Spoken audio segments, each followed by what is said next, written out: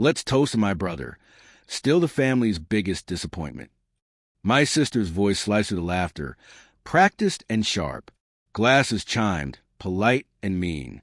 Even my parents laughed, that tight, fake chuckle people use when a joke lands more like a jab. I sat smiling, watching condensation creep down my untouched glass.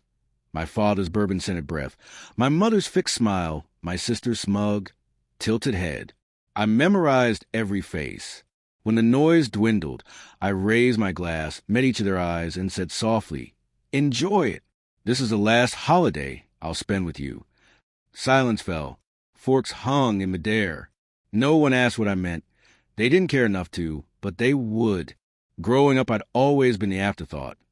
The creative, the odd one who didn't fit their mold of investment bankers and property moguls. My father liked to call me emotionally expensive and financially useless. My mother would nod like she hadn't heard.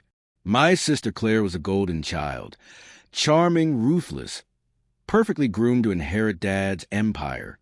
She joined his firm right out of college. I started a software company in a spare bedroom on a borrowed laptop and a mountain of debt. They scoffed. Apps? Really? Who pays for digital nonsense? When my startup sold 10 years later for 7 figures, my father offered a handshake. More calculation than pride.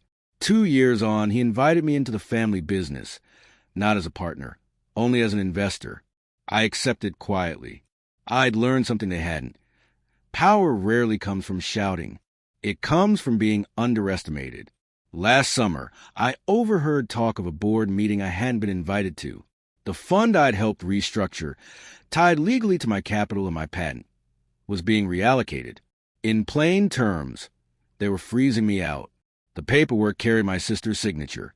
Claire's tidy, looping script beside a clause that effectively stripped me of decision rights. When I confronted her, she smiled. "It's just business, little brother. You should have read the fine print." Dad stood behind her, hands folded. Mom pretended to be on a call. Sitting in that glass-walled office, I realized they hadn't changed. They'd only learned to wrap cruelty in corporate language. That night, I didn't yell or drink. I printed every document, every clause, every email. I built a plan. You don't beat people like them with emotion. You beat them with patience and timing. I hired a corporate lawyer, a quiet man named Lewis who specialized in shareholder exits and hostile takeovers. I laid out the board's secret clauses. He listened, then smiled a small, knowing smile. "They think you're passive," he said. "Good. Let's use that." Over 6 months, I withdrew in ways they couldn't see. I moved assets into a trust, shifted patent rights into a holding entity under my name, and transferred the software licensing deal, the one they believed they controlled, into a private account. Then I waited. Claire's arrogance and spending swelled. Dad doubled down on risky expansion, confident I'd always fill the gaps. I kept smiling at meetings, offering insight while they patronized me. That Christmas Eve dinner wasn't random. It was a test, my last chance to confirm who they were before I cut the final tie. While they sipped champagne and joked about my solitary life, I executed the transfer Lewis had prepared weeks earlier. My capital, the largest private injection keeping the liquidity fund afloat, was scheduled to pull out at midnight on December 26th. The trigger was simple.